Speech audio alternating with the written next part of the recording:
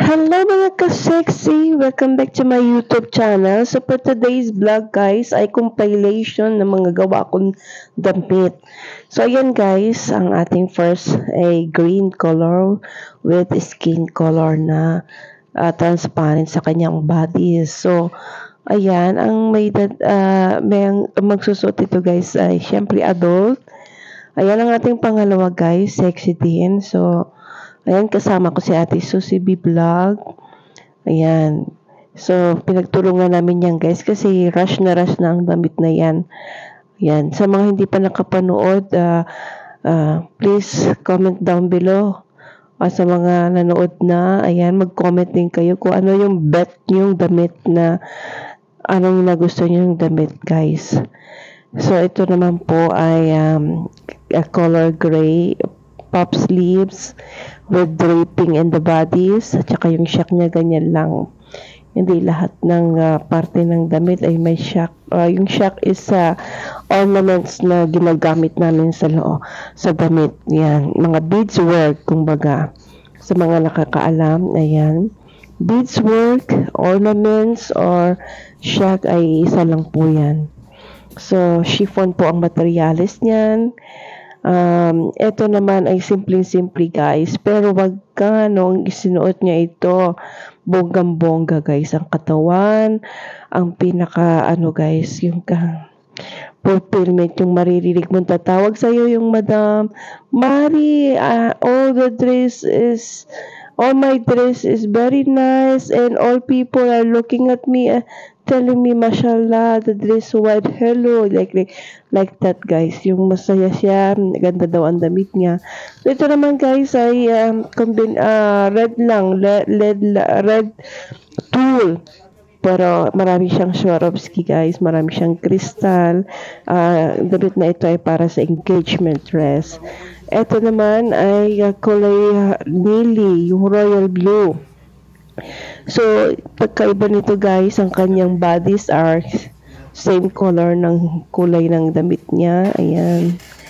So, ayan. Maganda naman siya guys nung sinuot niya. Ayan. Talagang kahit itong mga customer namin guys ay mga sexy talaga. O ito naman guys, ang bonggang-bonggang ginawa ko. Kung napanood nyo na ito, isa sa pinakamahirap na ginawa ko guys kasi yung kanyang ornaments ay salamin, mirror on the wall talaga. So naka-standing din ang sleeves niya guys. Ayan. Ayan, tingnan mo naman ang trabaho ng sleeve, grabe. Sobra sa ganda. Amaze na amaze yung customer ko dito, mga ka-sexy. Ayan. So, nagustuhan naman nila. Ang important talaga sa kanila guys, yung kanilang kaseksihan. So, kung mapapansin nyo, napakalaki ng mga balakang yan. Doon nilalagyan ko yan ng sponge. So, ito naman guys ay pambata. Age 14 po siya. So, medyo may pagka-chubby siya. Ang ornaments niya ay mix of gold, silver, and peach color. So, yan. Simple-simple lang. Para lang siyang ikinalat ng mga beadswork. Importante sa kanila guys ay magandang tingnan sa kanila ang damit, lalo na pag sinusukat nila fit na fit, hindi maluwag, hindi rin masikip na hindi ka na makahinga. So yan, ayan ang gustong gusto nila guys. So kung mapapansin mo, may pagkalakihan itong babae na ito dahil mataba po siya. Ayan, so yan ay materials nito guys ay tool, o yan, tool sa Arabic, net naman sa, yung parang fish net sa Pilipinas. Ayan. Ewan ko kung anong tawag nila sa Pilipinas. Basta transparent yan kung walang satan. Ayan. At dahil ay kapatid siya ng kinakasal, kailangan daw bongga siya. So ito naman ay damit na talagang ang tela niya guys ay full beaded. Ayan, ready-made yung materials niya. So ito naman yung pangkasal ko guys. Ayan, pinaghirapan ko din ito guys. Grabe yung hirap ko dyan. Tapos yung ideas, yung sample, hindi lang isang beses namin ginawa, kundi maraming beses, more than 3. Pero ang maganda guys ay naging successful naman ang gawa dahil nagustuhan talaga, bonggang-bongga talaga ang damit na ito nung sinuot na ng bride. I was there nung sinuot niya ito guys dahil ako rin ang nag-assist sa kanya. Ayan. Salamat at pinagkatiwalaan niya kami sa paggawa ng damit. So, ayan. Talagang ang tawag dito guys, emboss. Naka-emboss ang mga flowers. Parang buhay. Ayan. Hindi siya flat. It's only off-white wedding dress. Ayan. Ito naman ay ready-made materials. So, fit lang ng parang off-shoulder lang siya guys. Ayan. Syempre, bigyan mo din ng design. Yung bang ito naman ay kulay red. Ayan. Maganda yung tela niya guys. So, kaya lang sobrang heavy yung materials kasi full bead work po ito. Yan, ganyan siya kataba. So naman is tafta. Kung napansin nyo guys, ayan. Ang yan naman ay simple-simple lang. Ito rin ang royal blue, ang peach, ayan. Ito yung mga pinaghirapan kong gawin guys. Ayan, sunod-sunod yan sila. Dito ako naghirap sa pitch na ito. Dahil dami akong try out sa manikin kung anong klaseng design ba ang kailangan gawin ko sa kanya. So ayan, na-finalize yung ganyan. Ganyan ang gusto niya. Para siyang may Ayan, hindi siya maganda masyado ang materials.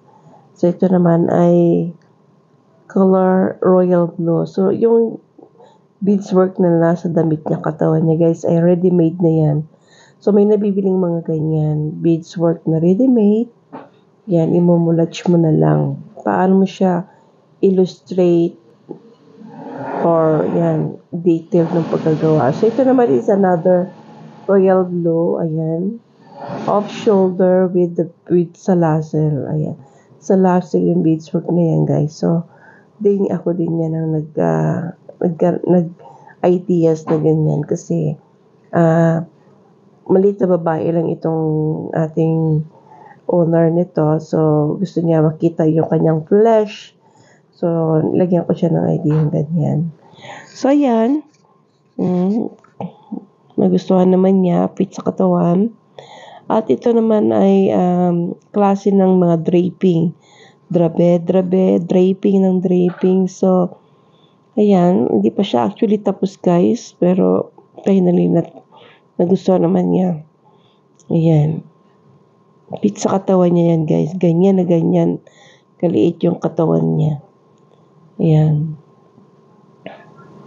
So, ang tela niya ay hindi masyadong para sa akin expensive po ang materials niya. So, yung ganyang tela guys, yung damit na ganun, more or less 7, 8, 9 yards. So, ito naman, ayan, nagmumulat ako. Kung napapansin nyo, nilagyan ko ng touch of design na kailangan may part ng kanyang bodies na plain. Ayan, so, medyo may katabaan po ang may-ari, kagaya ng magde-design. Excuse me, ayan. Talagang rush na rush ako dyan guys kasi ang daming damit namin. Within 2 months, mga nasa 20 plus yung damit na ginawa namin. More than 20 paras. Kasi sa pangkasal pa lang, 7 na. Tapos each of them may 2 dresses. Ang hirap guys, talagang puyat, overtime. Hindi na kami umuwi sa bahay. Dito na kami sa shop kumain. Talagang overtime sa tanghali, overtime sa hapo, sa alas 12 ng gabi yan. So, yan. Ginawan ko lang siyang touch of flowers na malalaki. Kasi parang dahon yung nasa baba. So, yan. Ginagawa ko talaga yan, guys. Ako talaga ang gumagawa niyan. Kasi hindi naman pwedeng iasa sa kanila. Kasi pag nagkamali, baka hindi magustuhan, ako ang malalagot. Ayan. So, kailangan talented ka, creative ka sa paggawa. Ayan. Pinapakita lang dyan. Buti nakunan ko ng video yan. Ayan. So, para siya flowers na nilukot-lukot lang. So, ayan. Paikot-ikot lang ako dyan. Yan. Magiging flowers na yan siya, guys. So, ayan. May kinuha pa yata ako doon. Ano ba kinuha? Ay, gunting. So, ayan. Meron na siyang flowers. So, in the middle of the flowers, talagyan pa yan ng flowers uli. So, ayan. Yung mga hindi pantay, binugupit ko yan para mas maganda. Yan.